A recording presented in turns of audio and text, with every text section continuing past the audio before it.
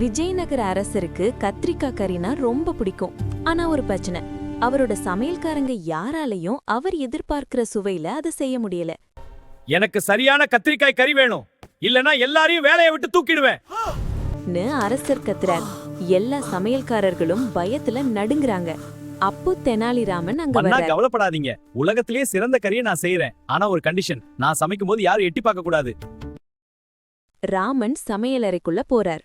ஆனா அங்க அவரு எதுவுமே சமைக்கல. வெறும் கத்திரிக்காய சுட்டு அப்படியே தட்டுல வச்சு குடுக்கறார். இதுல உப்பு இல்ல, காரமும் இல்ல, வெறும் சுட்ட கத்திரிக்காய் கொடுத்திருக்க. இது சும்மா காய், இது கறி இல்ல. மன்னா, நீங்க கேட்டது அரச கத்திரிக்காய். அதுக்கு சுவையை விட பெருமைதான் அதிகம். நீங்க தான் இத ஆசையா கேட்டீங்க, அதான் அப்படியே கொண்டு வந்தேன்.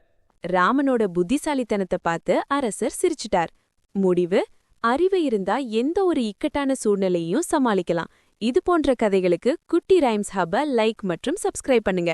ரொம்ப பிடிச்சு போச்சுன்னா உங்க நண்பர்களுக்கும் ஷேர் பண்ணிடுங்க.